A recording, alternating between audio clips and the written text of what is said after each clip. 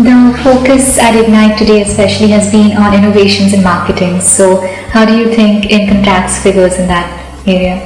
Well, incidentally, and that is how most of us look at it, we look at income tax as a very drab, typical finance matter.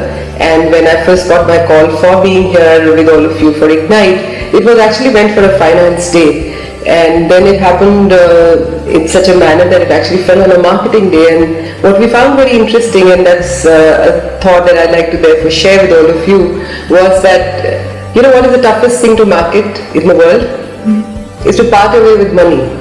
So we would say that income tax is perhaps the hardest things to market. So if we are doing it successfully, we probably have a great product going here. Innovation. Now, innovation is thought of as starting something new, like implementing a new idea or starting something from scratch. But a lot of times we're being told that innovation is also just merely about adapting to sudden changes in that environment. What are your thoughts on that? I'd say it's actually going to be a mixture of the two. When you sit to review a system or a pattern of doing things, you certainly need to innovate, you need to change with times, with needs. However, it's not always a good idea to just say, I'm going to give up everything that I've inherited. Because you must have the maturity and the ability to sift through and see that, okay, there are 10 elements of an older system which may be very robust, which may be very good.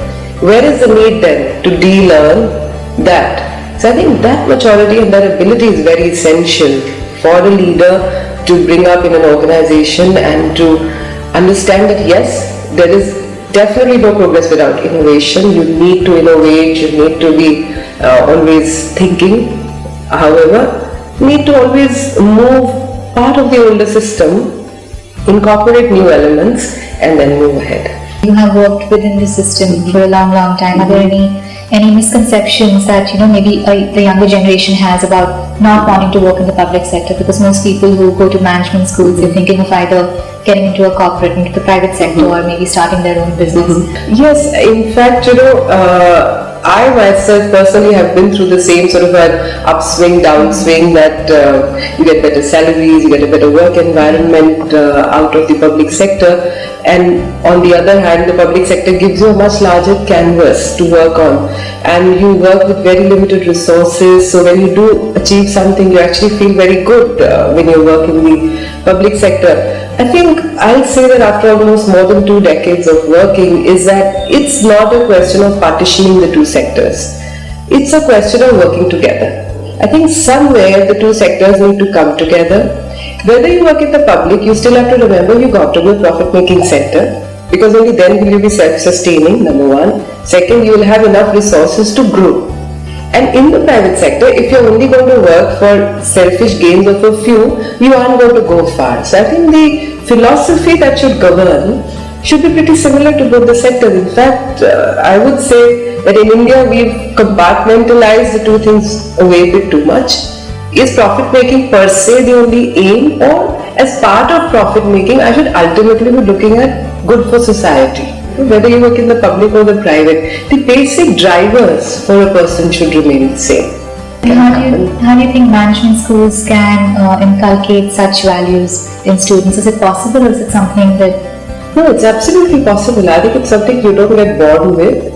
We all get taught, we all learn with experience, we all learn with the way people have handled similar situations earlier. And in management, in fact, because essentially who are we training? We are training managers. So we are expecting that all of you will go back and will deliver and will lead your organizations and will handle situations. So in that context, I think a management school, in fact, not only may do but should do this role of inculcating a basic thematic of ethics around. And ethics, when I talk of ethics here, it's not something very limited to just talking of my personal integrity or just talking of a very limited space. But it's about remembering, as I said earlier, about humanity at large. Am I hurting somebody? If I'm creating something, then am I really concerned about the sustainability of resources or not? If that's the theme or that backdrop, if every corporation would keep, I think we would be a very different world. What about in the public sector? I mean, at such values, is it possible to, even if you, have them, if you want to implement them in the public sector? Is it possible? Yes, I mean, why not? As I said again, it's about, invoking the thought. Yes, we lose it. We all become complacent. We get born in systems, and a lot of times we say, oh no, it's too hard to break it. I've inherited a system, I've inherited a lot of cesspool, I've got a mess here, and who's going to deal with it? It's not easy to take on challenges, but then that's what leaders are. When you need to take on challenges, you need to question what you take over. And especially something that's disturbing and that's obvious is not right for the system. That's what we should be training ourselves for.